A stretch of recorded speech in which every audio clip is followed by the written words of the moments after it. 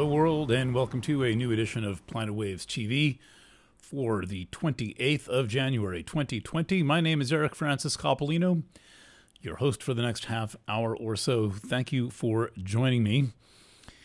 First couple of shout outs. Today's my dad's 80th birthday, Joe Coppolino. He suggested that I not wear plaid doing these broadcasts, and therefore today I am not wearing plaid. Dad, happy birthday, and thank you for all the media coaching, media theory, and other good stuff over the years. Second, the new Planet Waves monthly horoscope for February is about to be released. I'm recording it about 2:30 p.m., right in the thick of the full moon, by the way. So the February horoscope and articles are done. The Planet Waves editing team has them. We're going to include this video with that, which won't help you much. But if you're looking for the February monthly horoscope, please come to planetwaves.net. And they will be there right on the front page and also right under the monthly horoscopes tab. And then additionally, there will be a new edition of Planet Waves FM on Friday night. I usually come out Friday night at about 10 o'clock these days. Seems to have settled in on that as a good time to do the program and release it so you can listen all weekend. This is an on-demand program. All the old ones are still available, going back quite a number of years. We are at the 50th anniversary of Carole King's album Tapestry, incredibly, which came out right on her Saturn return in 1971. And I'm going to be reading from a bit from this book. Speaking of parental units, my mom is the first person besides Carol mentioned in this book. The opening scene is then Carol Klein and my mother in Carol's bedroom. They were both teenage girls in her Carol's bedroom. They're trying to pour through the Brooklyn phone book looking for a rock star name for Carol because she knew as a teenager, probably aged around 12, 13 or something, that she was going to be the real thing. And so they were looking for a name, and that name turned out to be Carole King. Okay, so today I want to talk about the full moon in Leo, and then mostly talk about Mercury Retrograde in Aquarius, as that is a very zeitgeisty theme right now, because we are full on into the Aquarian era, which I define as something different from the Aquarian age. The Aquarian age lasts about 2,000 years. The Aquarian era is going to last about 24 years. It includes Jupiter in Aquarius, Saturn in Aquarius, and then starting in 22, Pluto in Aquarius, and that 23 rather, and then that goes on to about 2044. We'll all be much older when Pluto leaves Aquarius. Though there are a lot of themes that are germane to our lives. I covered a whole bunch of them in the lead article, but there are many that I did not mention, particularly I actually did get to the transhumanism technology theme and the kid who I interviewed who wants to put wires in his brain. Yes, people actually want to do this. They want their little implant or to open up their skull and have their their memory enhanced. Okay, so briefly, this is a look. Let me get this right. I'm actually not fully drawn up with my chart, and here's the better version. But as I mentioned while I'm doing arts and crafts, as I mentioned a number of times, in particular in the last couple of videos, we are in and out of a phase called Kala Sarpa Yoga.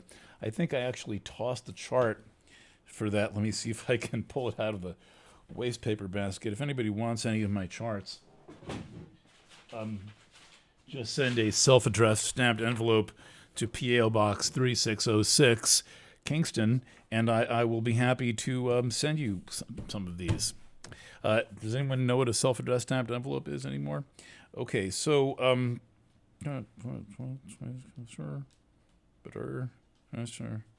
okay, hold on a second. Just to give you an idea of how that looks, because I don't have the lunar nodes on it. Here's the last chart. Here are the lunar nodes. And all the planets are to one side of the lunar nodes right now.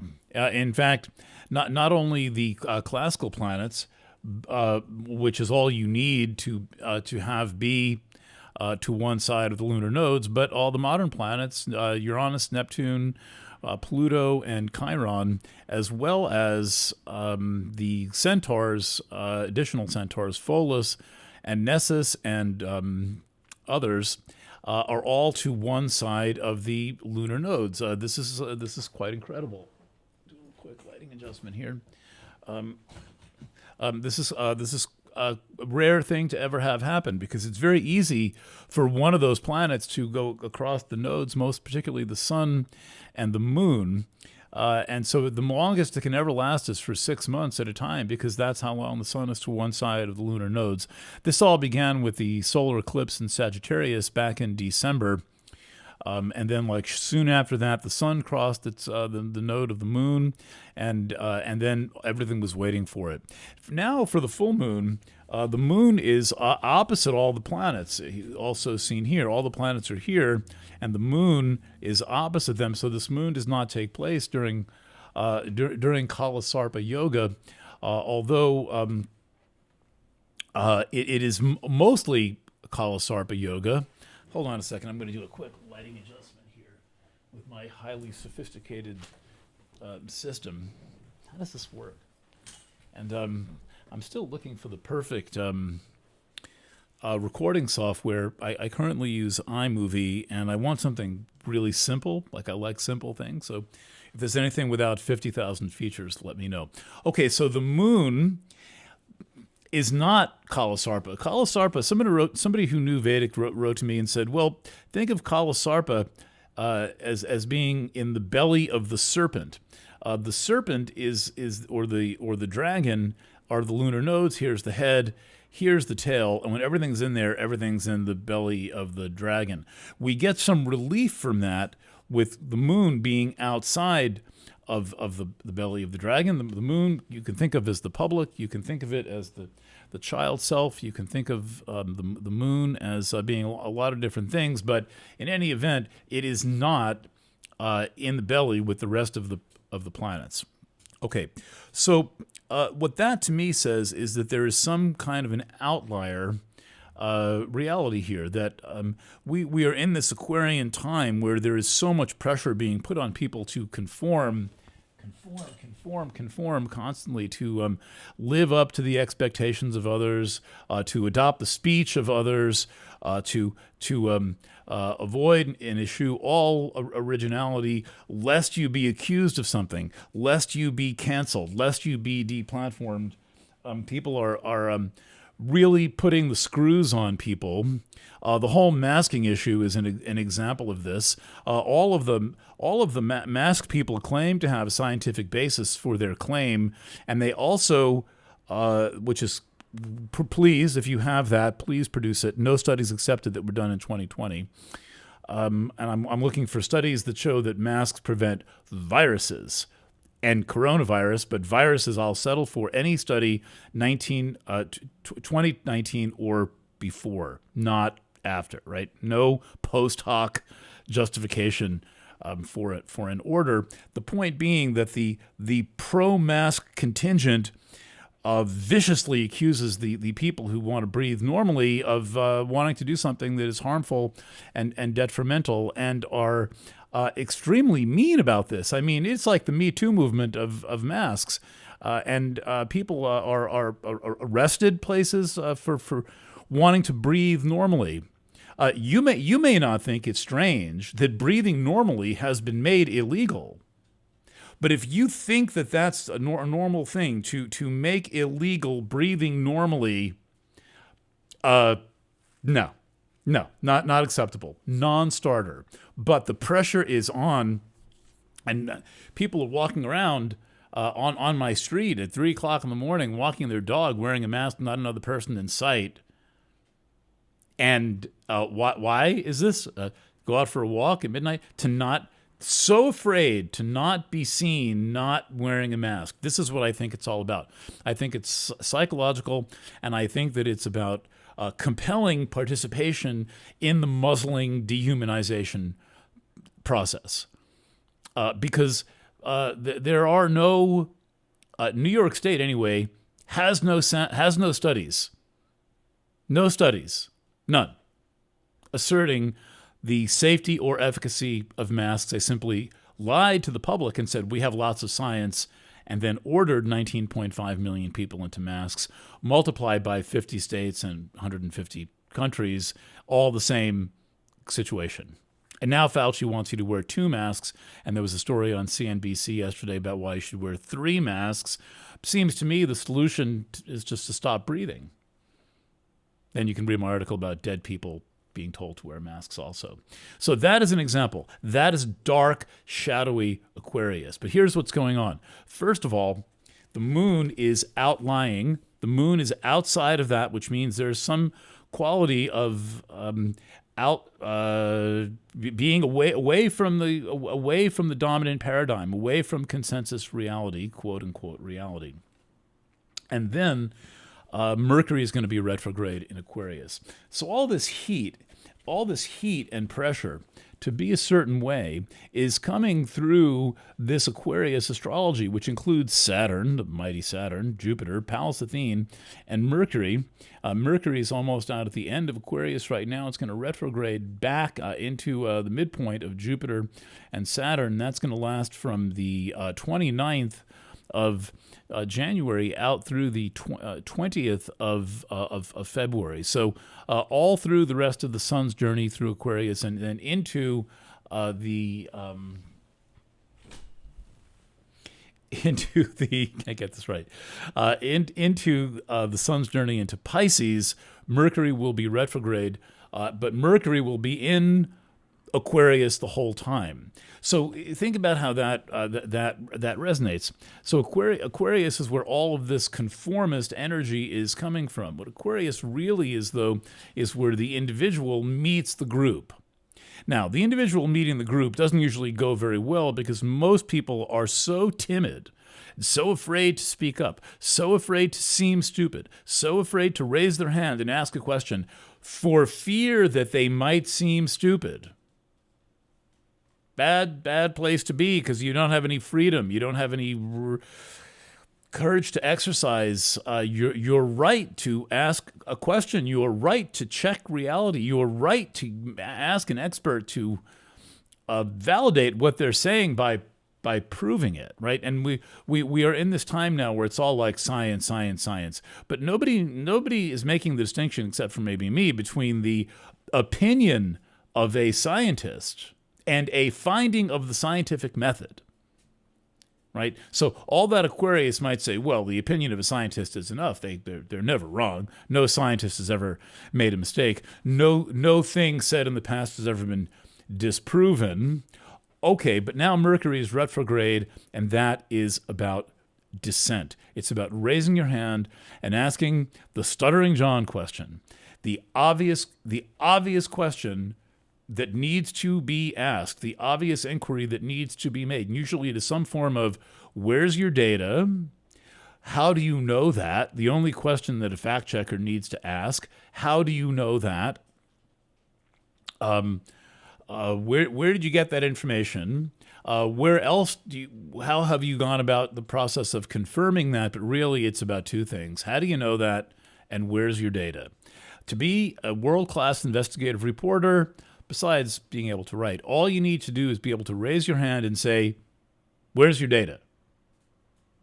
And that's the question that needs to be asked. And when there is no data, there is no data. Where there is data, the data must be evaluated in an impartial way. Impartiality being one of the great qualities of Aquarius, the ability to weigh and balance many different sides of the issue, as many sides of the issue as exist. And that is not easy. It is not easy to find things out for yourself. It is not easy to have the courage to make up your own mind about something, to say, well, those people say that, and those people say that, and I have checked this. I have checked to my satisfaction, and I've come to my own independent conclusion. This would be a great place for people to be if they could figure it out, and mostly muster the courage. This is the thing, is to be willing enough to be seen as a fool in your mind. Most of the time, when somebody asks a question, say for example in a group, there's an audience. I will generally raise my hand and ask the most obvious question, and I know many people are thinking the same way, but they just don't want to say anything. And generally, the person who asks the question is like, thank God somebody asked a question, right? So bear that in mind. So we are seeing all of this tribalism happen right now. And I think that it is, as you might have guessed, I think it's exceedingly dangerous that people are so hooked into this need for approval, this need to conform. And as I quoted the psychologist Erich Fromm a couple of weeks ago in one of my articles, that there is no limit to which people can go, no limit to how much they can be humiliated, to get them to do something merely so that they don't have the feeling they're going to be cast off or be isolated, and this is used against us. People in power know that people are afraid to be isolated. They're afraid to be humiliated, and therefore they know that they can use that as a wedge, as a lever against them. And one of the most devastating things we have seen is all kinds of social disruption, but also people losing friends they've had for 20, 30 years because of some disagreement. And the disagreement, the person who hangs up the phone generally has no data. They only have a belief that they're clinging to because it supports some other part of their psychology. And we know about this thing called cognitive dissonance, which is people observing one thing and believing another thing, but they're going to go with what they believe because they're afraid to have their whole house of cards fall down. If they accept one fact, if they ask one question, their entire mental house of cards can fall down. And this is a very dangerous place to be psychologically, because it means that you cannot be honest. You cannot be honest with yourself. And then what often happens is more social pressure is put on, more pressure to make others conform, more guilt tripping, more accept the word of authority figures without any validation or verification, and nobody having the guts to say, where's your data? How do you know that? Oh, and an even better one, where's your money come from? Who's paying you? Who's paying you to have that position? These are reasonable questions to ask. Just 10 years ago in 2011, we were the 99%, and we did not trust the corporate shills, the corporate authority figures who we knew were only out to make money. We knew that was their whole game. And when I say money, I don't mean a paycheck. I don't mean enough money to pay the rent or the mortgage or buy a guitar or buy your kid violin lessons. No, that's not what I'm talking about. I am talking about the 99% raking in billions off the 1%, raking in billions off of the 99%. We need some of that thinking right now. We need more of that, because right now we are seeing the 1% absolutely exploit this situation. And even if you think that there is some kind of a virus and some kind of a test and some kind of an illness that comes from a virus, do we have to demolish society to protect us from that? Do we really have to demolish society? Was there really a need to have Madison Square Garden closed for a year?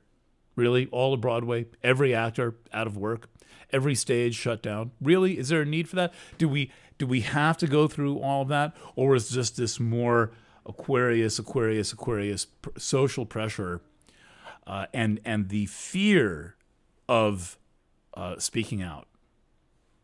So we need, I believe, to bring back the we are the 99% and be a united front against all of those who would exploit the situation, all of those who would lie about their scientific findings, all of those who would use us for their purposes, divide us against one another for their purposes. It is no form of unity to outcast and ostracize people. And my concern is that as we move deeper into the Aquarian era, first of all, we are also moving deeper into the Aquarian age. And the Aquarian, this is just a warm-up for the Aquarian age. When whatever happens during this initial period of the Aquarian era, which actually stretches back, I think, to around 1929 or so, becomes a permanently instilled way of life. I've got to do another lighting adjustment here.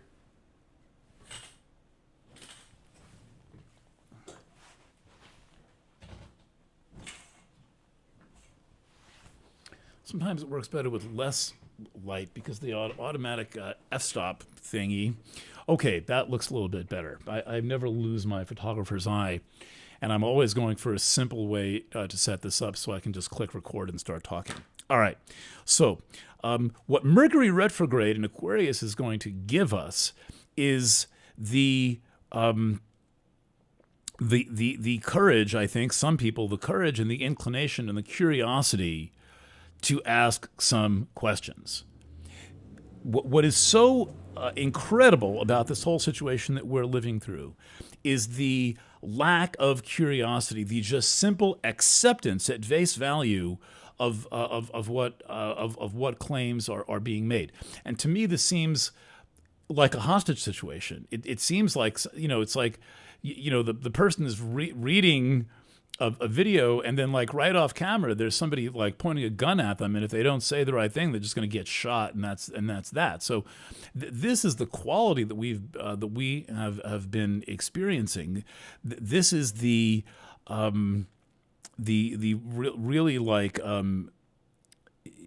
the word I'm thinking for is like lurch or knee jerk, but it's so much more defensive than that. And we have to do better. Aquarius is one of the signs that really embraces and contains the concept of intelligence, but it in a certain way. But it is also one of the very most subjected to the properties of the electrical and the digital environment. And a lot of people I know, are kind of hitting their head against the wall, wondering what the hell is doing all this, how things could have possibly gotten this bad, how we could end up having suddenly a year of having no rights. Basically, the Constitution in the United States is, for all practical purposes, suspended. Well, how do people go along with this? They're tripping out on digital. This is a digital trip. The whole thing we're experiencing is a digital trip. And as I've said before, the polymerase chain reaction, the test being used to falsely create the illusion of 100,000, 200,000 cases a day, 1 million cases in 3 days, every shred of science on that says it's just a heaping tower of shit, that there is nothing behind it. And it is a digital tool. And then the whole thing is being transmitted digitally, as am I right now. But digital is a much better vector of bad vibes than it is of good vibes. It's a much better vector of conformity than it is of individuality. And it tends to make people think like robots who don't think. So therefore, if you think like a robot, if you're thinking mechanistically, if you're thinking in a way that is algorithmic or programmed or scripted, you're not really thinking. You're just following a set of steps, which usually is like push button, arrive at conclusion. And this is not going to make people happy for very long. One of the things we need to really examine during this Aquarius Mercury retrograde is what has happened to social existence. What has happened to our social lives? How are we going to recover from people being terrified to be together? And that's, that remains to be seen. As I've mentioned a few times, I am part of a loose organization, affiliation that across the river and upstream up a bit of people who are working on this issue. Some of the top leaders in New York State and the United States on the mandate issue, mandates of all kinds, whether it's masking, vaccines, social distancing, businesses being shut down, except for Walmart, and Kmart, and Amazon, right? But in person, you're allowed to herd everybody into a huge business instead of have them go to a boutique. That alone should be enough to tell you what's going on. That all through the so-called shutdown, the only things not shut down were huge establishments, and small ones were locked up. There are so many clues that this is not what we're being told it is, that you don't need to understand the reverse transcriptase phase of the polymerase chain reaction, which is the story that I'm working on now. Getting top scientists in the world to explain what happens in the middle of this whole test, so-called test. You don't need to know that. You need to open your eyes and look around and just ask yourself how you feel after 8 hours of wearing a mask. Everybody I talk to feels like shit after 8 hours, and you're lucky if that's all that's happening. If you're not having your autoimmune system triggered, if you're not developing shingles, if you don't have mask mouth, if you're not raising the chances of getting a false positive. And so this is all a mirage of digital. It's a mirage of digital on the so-called scientific level. It's a mirage of digital on the brainwashing level, and it is a function of thinking in a digital robotic way. And now that we have all these planets in Aquarius, we have to question that, or we are going to be permanent slaves to the robot. And when Pluto gets into Aquarius in about a year and a half, I think it's in March 23 that Pluto ultimately arrives in Aquarius. We are going to be completely subjected to this technocratic way of life and end up with a China-like surveillance state that's reading facial expressions and studying all the stuff in the background and things like this. We're under 24/7 constant surveillance, and we need to not consent to that. I would remind everyone that just 2 years ago, everybody was all up in arms about consent in the Me Too movement. Remember, the Me Too movement was all about consent and not wanting to be looked at the wrong way, not wanting to have advances made or God forbid, any form of unwanted penetration. And now many people of the same political persuasion are saying, oh, it's just fine to grab somebody and jab them and inject them with a vaccine, so-called mRNA genetic modification, with no consent at all. Oh, that's fine. It's fine to order society into partial suffocation for the rest of our good against their consent, and including if they are medically exempt. Got to get a fucking grip here. This is not a consistent position. There's something really, really wrong here when we are accepting things as proven when there is no proof. And that is my message of Mercury Retrograde in Aquarius. Muster your curiosity. Ask questions. Question experts. Ask people to source their information. Take their data apart if they even have any, but get to the truth. Don't just live believing what people say, please. I mean, really. I mean, it's just astonishing to me. The child in me is just going fucking nuts. That there's just all of this pressure to not ask any questions. And then insults and accusations made of people who ask questions. All right.